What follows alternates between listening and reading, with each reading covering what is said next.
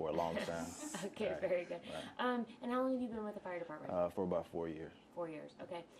So do you mind just going back to Sunday morning and kind of walking us through your perspective, what happened, what you remember hearing and seeing? I was at an event, and I started seeing people run towards a vehicle in the gas station parking lot. A lot of the people started running away, and some people started running towards it.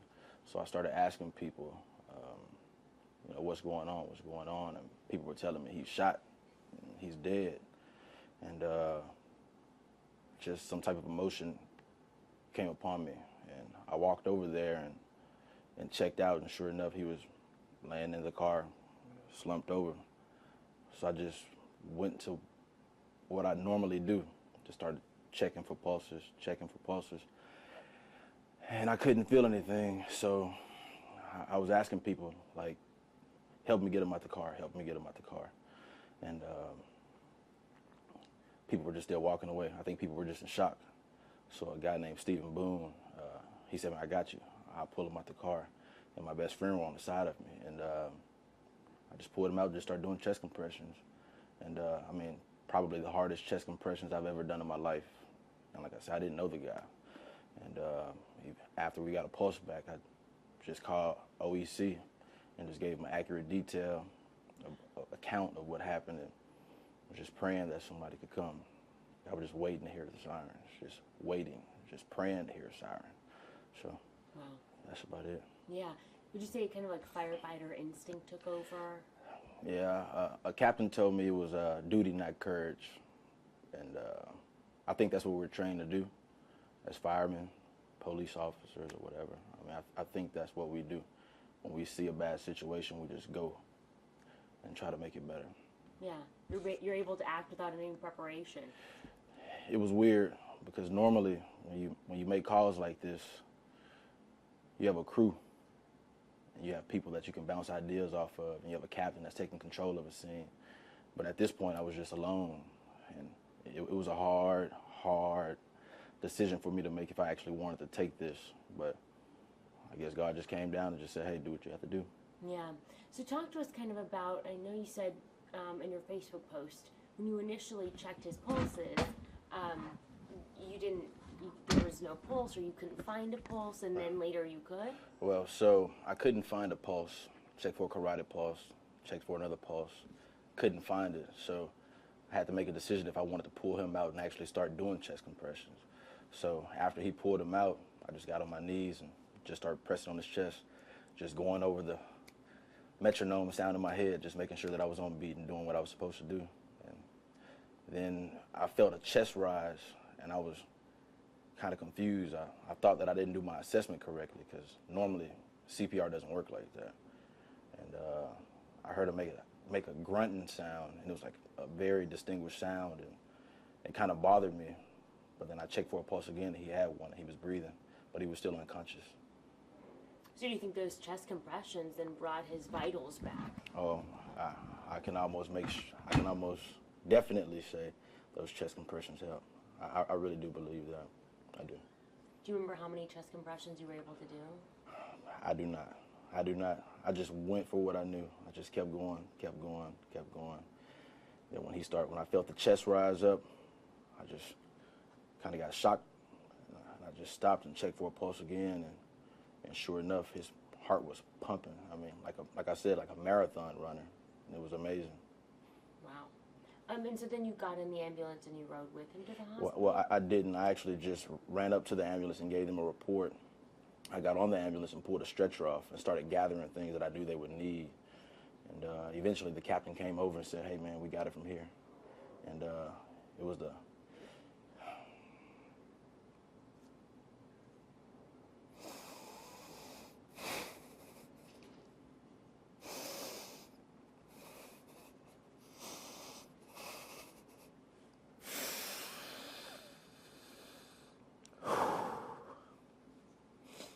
It was hard to hear that, because that's not what I wanted to do. I wanted to go. I wanted to continue helping. But I had to listen to the captain, because he's a captain. But I appreciate him, right? But so I didn't actually get the ride. So I actually got off and just stayed around for the police to give them a detailed explanation of what happened. I'm sorry. It's just kind of rough talking about it. Chase, you don't have to apologize. This is heavy. Right. Yeah, no, this is very heavy. I'm sorry. No, do not apologize. Right. There was a man essentially dead in front of you when you were doing chest compressions. That's a lot. Right. It's a lot to take on. Right. And so you said that you've never done anything like this before? You've never had this encounter before? Not off duty. I mean, at work, of course. I mean, it's the nature of the job. But off duty, I've never seen anything like this. Never. But I wanted to. I really wanted to make a difference. How about that? So I tried, and we prevailed. And I heard he's breathing on his own right now. And it's an amazing feeling. It's an amazing feeling. I just thank the city for giving me the training that I needed to do what I needed to do. Yeah, most definitely you were in the right place when you were needed. Right. Yeah. It's amazing. It's amazing how God works. Right. Yeah, yeah.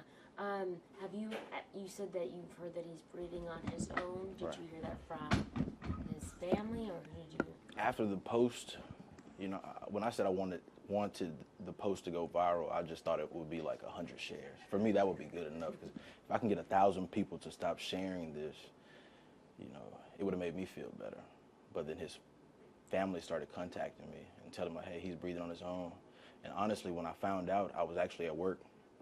We were sitting stage waiting on HPD to show up on a motor vehicle accident. And I got a phone call from an unknown number, and I answered it. And a friend of mine was like, hey, man, I know the family. They said he's breathing on his own, and he's responding and moving to commands. And I just broke down on scene. And my crew was right there to help me out, but I'm sure they understood. You know, it was a very real situation. Yeah, yeah. Why do you think this is so emotional? A few reasons. I mean, obviously, I'm sure this man has a family, and though I didn't know him, I wanted to intervene. Then also, I know the young lady that was actually in the car with him that actually did it, and I actually know her personally, and you know, I know she's a good person. I know it was an accident, and you know, people are talking very bad about her and stuff like that. And, you know, I know that's not her, but from a family perspective, if I didn't know her also, I probably would feel the same way. But my emotions are just everywhere with this, because I know deep down inside she's really a good person. There's a lot of dynamics to this. A lot. You know, a lot of Facebook investigators, people got degrees from Google, stuff like that. So, but for the most part, I mean, it's just emotional. It's just emotional. But I have to deal with it.